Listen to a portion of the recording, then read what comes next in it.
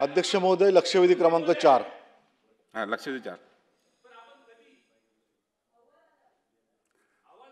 चला मंत्री महोदय उत्तर द्या. त्यांनी पुकारली, आपण उत्तर द्या. लक्षवेधी 4ला त्यांनी पुकारली आहे. लक्षवेधी क्रमांक 4. लक्षवेधी क्रमांक 4. अध्यक्ष महोदय, त्याच्यामध्ये एक छोटी करेक्शन होती, ते सांगितलं मी की 8 जणांचा विद्यार्थ्यांचा मृत्यू असं त्याच्यामध्ये छापून आलंय. त्याच्याऐवजी 7 विद्यार्थ्यांचा मृत्यू आणि एक तिथे जी व्यक्ती होती मिश्रा नावाची त्याचा मृत्यू असे त्याच्यात करेक्शन. अध्यक्ष महोदय, माझ्या कुर्ला विधानसभेतील अत्यंत गंभीर असा हा विषय, सायनपासून ते घाटकोळपर्यंतचा हा LBS मार्ग आणि ह्याच्यावरती असलेले खरं म्हणजे ही जागा संपूर्ण जिल्हाधिकारी आणि महाराष्ट्र शासनाची. त्याच्यावर गेल्या अनेक वर्षांपासून ह्या ठिकाणी अनधिकृत बांधकामांचं एक पेव फुटलेलं आहे आणि गेल्या 10 वर्षात तर ह्या विभागामध्ये ह्या LBS मार्गावरती एक मोठ्या प्रकारचा जर अनधिकृत बांधकामांचं एक जबरदस्त असं रॅकेट त्या ठिकाणी झालेलं आहे. पण त्या ठिकाणी महानगरपालिका म्हणा, पोलीस यंत्रणा म्हणा, सातत्याने कारवाईसुद्धा करत आहेत. प्रत्येक ठिकाणी त्यांनी अनेक या उत्तरामध्ये सुद्धा त्यांनी दिलेलं आहे की जवळजवळ 68 ठिकाणी कोर्टामध्ये न्यायालयात प्रकरणं पेंडिंग आहेत. काही ठिकाणी जवळ 23 ते 24 ठिकाणी कारवाईसुद्धा झालेली आहे आणि काही ठिकाणी जलतोडणीसुद्धा झालेली आहे, मला निसर्ग वाहिनी तोडलेली आहेत.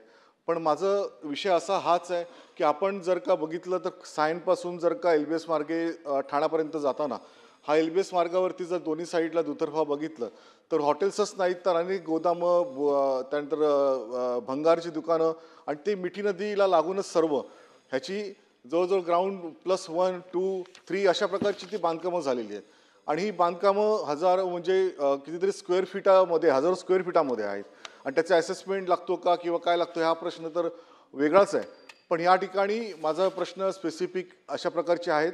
त्यामध्ये 2-3 विषय असे आहेत की ह्यामध्ये महापालिकेने स्टॉपवर देऊन सुद्धा आणि त्यांना नोटीस देऊन सुद्धा त्या कारवाईला विलंब होतो. कारण का पोलीस यंत्रणेचा 20 ते 25 दिवस संपूर्णपणे त्यांना वेळ लागतो मंजुरी मिळायला आणि त्यानंतर पोलीस संरक्षण मिळत नसल्यामुळे सुद्धा कारवाई वेळ लागत असल्यामुळे ते कोर्टात धाव घेतात आणि कोर्टात एकदा धाव घेतला की स्टे त्या ठिकाणी मिळतो.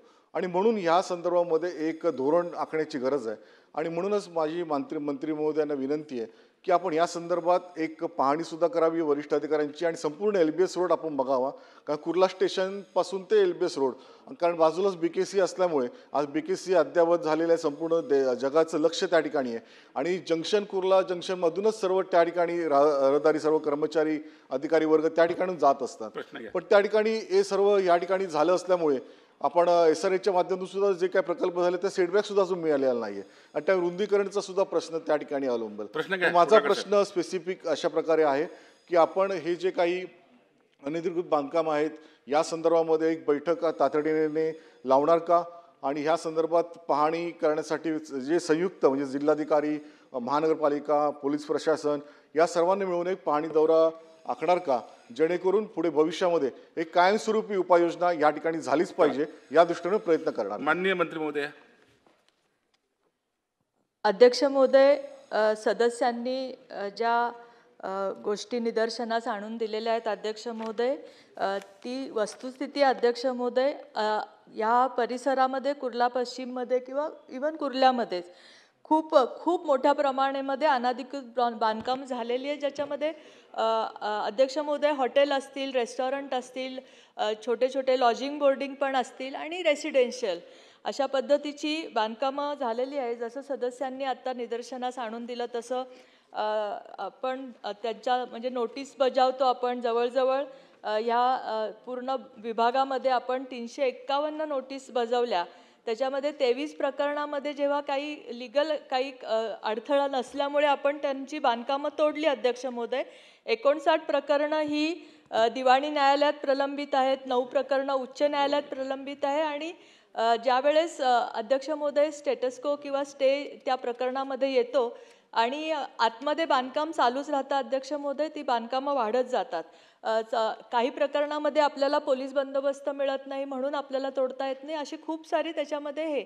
तर मला असं वाटतं की आपल्या माध्यमातून मी हे सांगू इच्छिते की अनधिकृत बांधकामावर करायच्या कारवाई संदर्भामध्ये हे मागं पण मी आता उत्तर दिलं होतं की याची प्रोसिजर आणि ह्याच्या संबंधीचे थोडे कायदे बदलणं आवश्यक आहे. ह्याला कोणीतरी जबाबदार धरणं आवश्यक आहे. त्या भागामधले त्या संबंधित अधिकारी, जसे आता जर ह्याच्यामध्ये त्यांनी दिले की रेस्टॉरंटला आग लागली आणि कुठलाच परवानगी त्या रेस्टॉरंटकडे नव्हती, म्हणजे बांधकामाची तर नव्हतीच, पण व्यापाराची नव्हती, अग्निशामकची नव्हती, कुठलीच परवानगी नव्हती. असे उद्योग तेव्हा ह्याच्यामध्ये पण थोडंसं अध्यक्ष महोदय आपल्याला ही प्रोसिजर बदलण्याची आवश्यकता आहे आणि त्यासंबंधीची पण आमची कारवाई थोडीशी चालू आहे अध्यक्ष महोदय. जसं त्यांनी सांगितलं तर निश्चितपणे जिल्हाधिकारी आणि ह्या सर्व संबंधिताकडनं एक पाहणी त्या तिथे केली जाईल अध्यक्ष.